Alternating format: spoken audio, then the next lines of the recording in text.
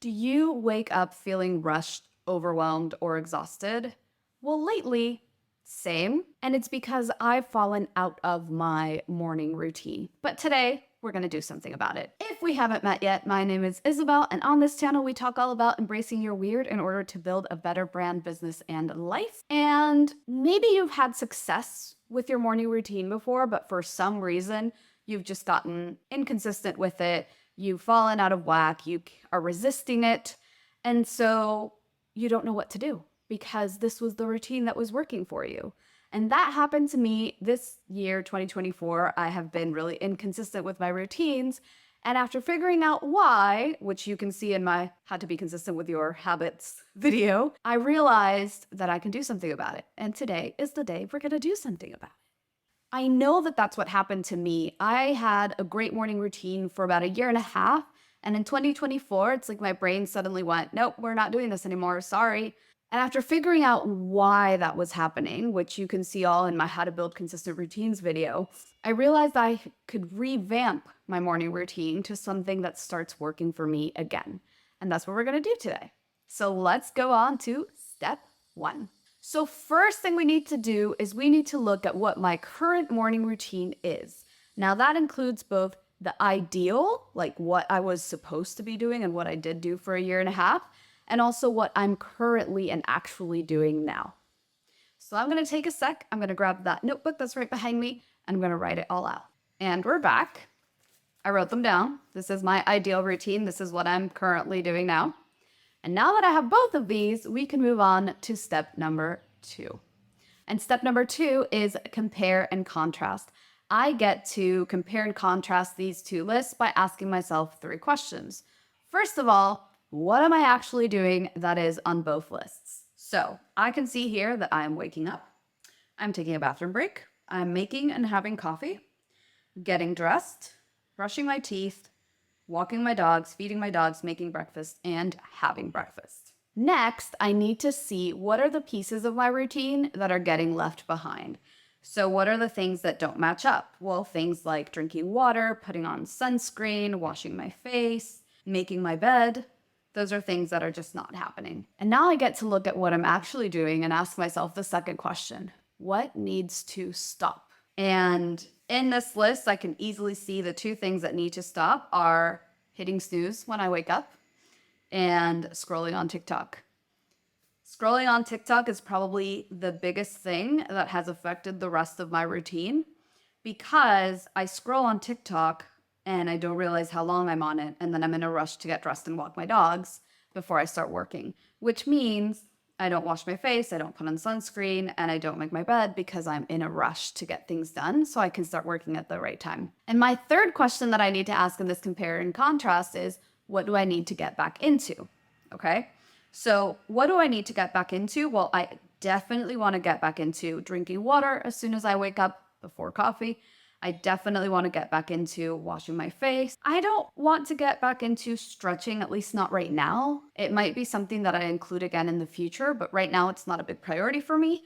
But sunscreen definitely is something that needs to be included because I live in a country that has one of like the holes of the ozone layer on top of it, and the UV lights here are really, really bad, even in the winter. So that needs to happen. And that leads us to step 3, which has nothing to do with these 2 lists that I just made, and instead is a question of, what do I want to start or try that wasn't there before? So I'm going to write those things down and I'll be back. I'm back, and here is just a few of the things that I would like to try. So I want to try having coffee with breakfast instead of before breakfast. I want to focus on having a high protein breakfast. Now, my old routine didn't really specify. It was just make breakfast, have breakfast. That was it. But now I really want to focus on making that breakfast high protein and trying to have no sugar during breakfast. And then I would like to add journaling to my morning routine practice, morning gratitude practice, which I used to do a long time ago and I've stopped doing. I would like to get back into. And then finally, getting sunlight within the first 90 minutes of waking up. Now, getting sunlight is really important because it regulates your sleep cycle. And so it helps you sleep better and it helps you get the day started. So that is really important. It shouldn't be too hard to incorporate as long as I organize my routine in a way where walking my dogs fits into that first 90 minutes, because I have to go out anyways, so I can get sunlight on my face anyways. If you're enjoying this video, please like, comment, and subscribe. It really helps this channel grow and I would appreciate it so, so much. And that leads us to step number 4, creating our ideal routine.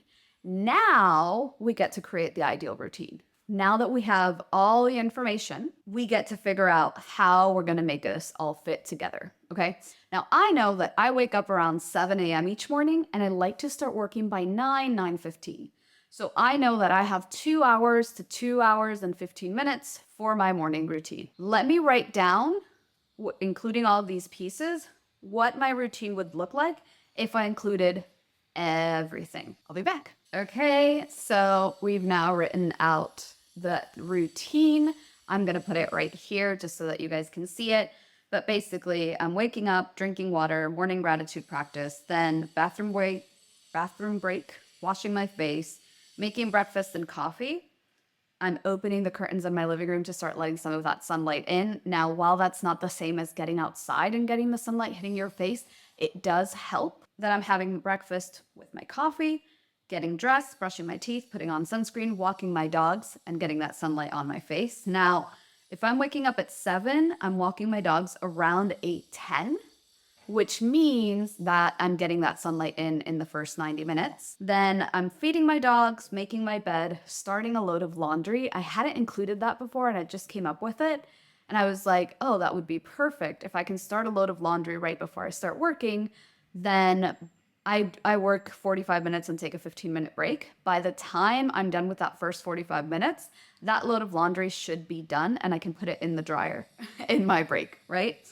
And then I'm journaling at 9 so that I can start working at 9:15. So that is the ideal routine, right? That's my new routine. I'm really excited about it. But I also know there's a small little issue that might come up. We don't have the same amount of energy every day, right? This is something that I talk about in my How to Build Consistent Routines video. Again, go watch that if you haven't. But that's going to bring us to step number 5.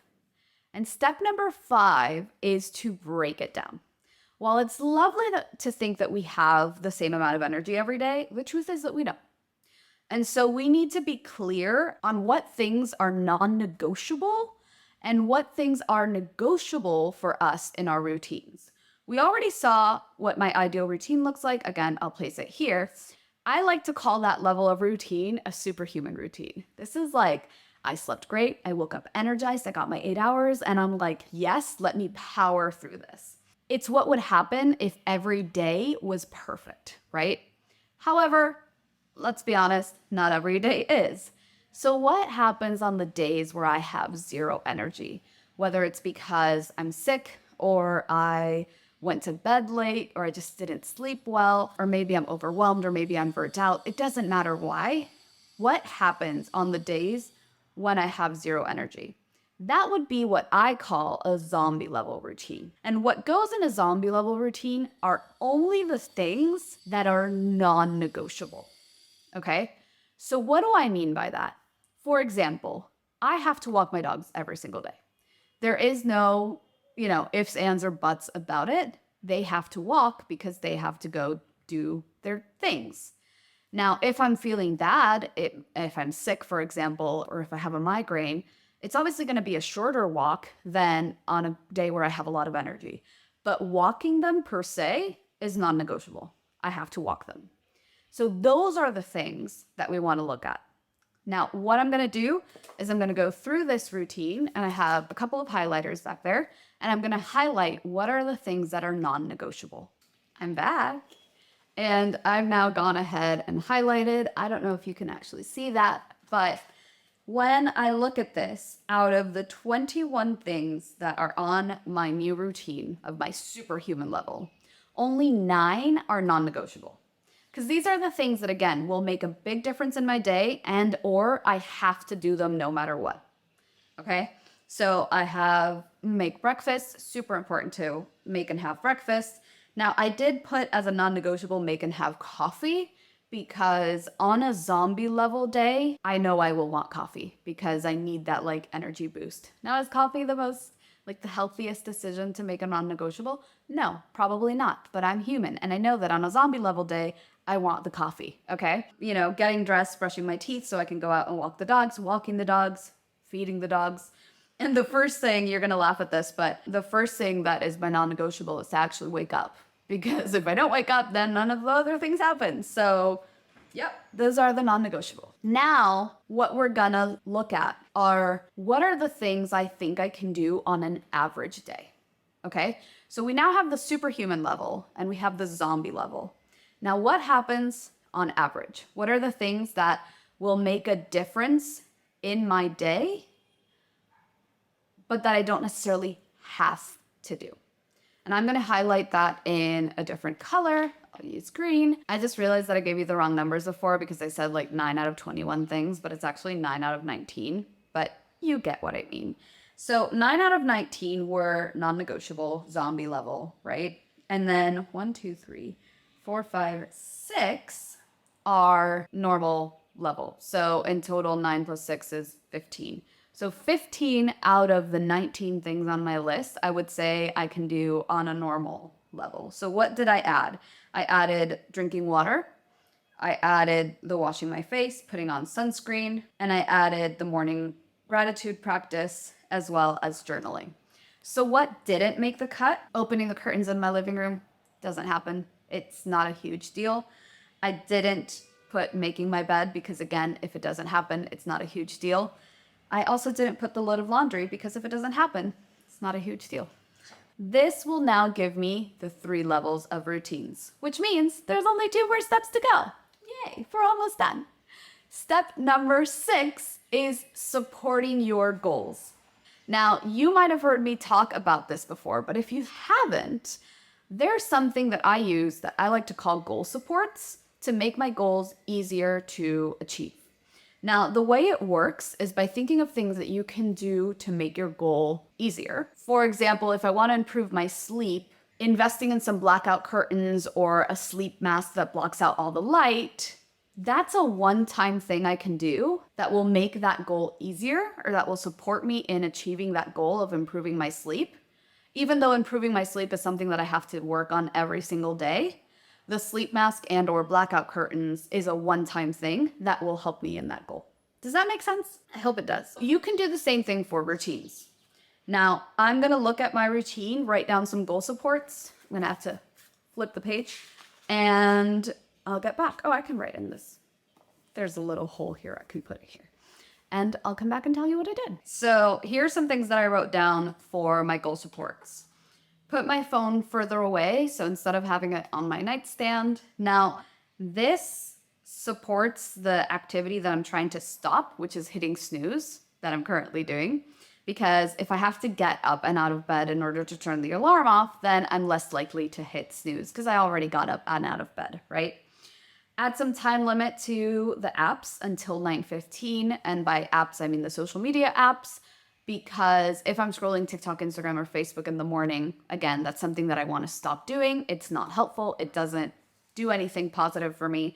So adding some time limits so I can't access those apps on my phone in the morning will be enough to get me to stop using them. Having a bottle of water on my nightstand. So the night before, I want to refill my water bottle and place it on my nightstand so that I have water as soon as I get up in the morning, because in my new routine, I have wake up and then drink water. So if I have the water right there, it makes it easier to do. Because I've fallen out of the habit of washing my face and putting on sunscreen, I'm gonna put my cleanser and my sunscreen on the bathroom counter for now so that I can start reminding myself, I have that visual reminder to do both of those things.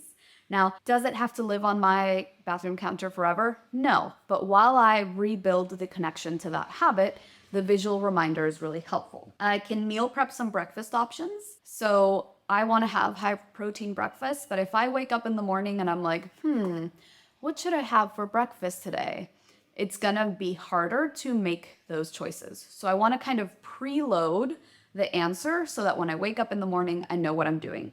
Now, I can do that in two different ways. I can either meal prep breakfast options, or I can also plan what I want to have for breakfast the night before so that when I wake up, I already know what I'm making. I can also set up my coffee pot the night before so that in the morning, all I have to do is turn it on. And I can put whatever load of laundry I want to start in the morning, I can put it inside the washer the night before or the day before so that in the morning, all I have to do is add the detergent and turn on the machine. It'll make it easier to do once again.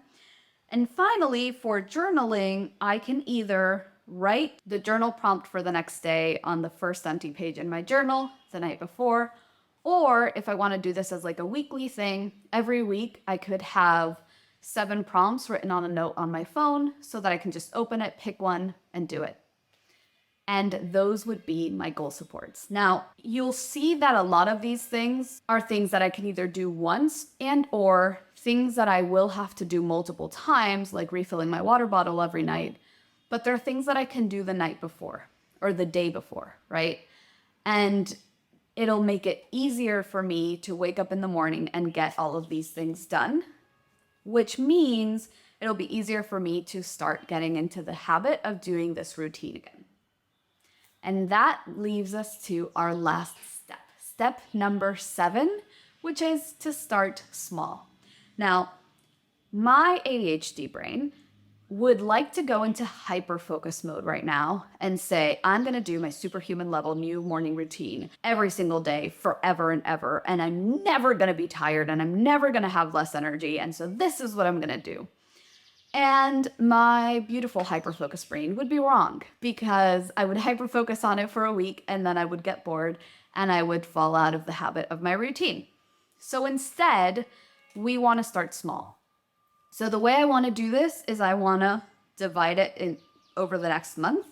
I'm going to be trying out this new routine. So in week 1, all I'm going to do is the zombie routine, including avoiding the 2 things I said I wanted to stop. So as a reminder, my zombie routine is to wake up, take a bathroom break, make breakfast, make coffee, have my breakfast with my coffee, get dressed, brush my teeth, walk my dogs, feed my dogs. That is it. For week 1, all I'm going to do is that routine, and I'm going to avoid hitting snooze and avoid scrolling on social media. For week 2, I'll add one thing from my regular human routine every day. So in week 2, on Monday, I would do my zombie routine, plus I would drink water. Week 2, on Tuesday, I would do my zombie routine, drink water, and do my morning gratitude practice. On Wednesday, I would do my zombie routine, drink water, morning gratitude practice, and wash my face. And like that, so that every day I'm adding one little thing. Now, I don't have 7 things. 1, 2, 3, 4, 5, 6. I have 6, so it won't take me the whole week to do it. But that means that on Sunday, I'll be practicing my full regular human routine. So in week 3, my only thing is to maintain my normal human routine. So maintain that full routine. And that means that in week 4, I can start adding the opening the curtains, making the bed, doing the load of laundry, and starting to work at 9:15 exactly. And so that'll allow me to build up to the superhuman level, not overwhelming myself, not exhausting myself from the get-go. And once I have the superhuman level achieved in a way, like I've tried it once, I've done it, then I can start looking into, I woke up with less energy today, let me do less. I woke up with more energy today, let me do more. That is the first thing I ask myself every single morning. What are my energy levels today? Am I feeling like a zombie? Am I feeling like a regular human? Or am I feeling superhuman? And based on that is how I will pick what to do. I hope that made sense. This is my fully revamped morning routine. I will put it back here again. I'm hoping it will motivate me to get back into it. Now join me next week as I revamp my night routine because I've also fallen out of habit with that. And because I now have goal supports that have to be done the night before, I have to take some of those into consideration when I do my night routine. And in the meantime, you can go watch my video on creating consistent routines. Until then, keep being you, stay weird, and see you soon.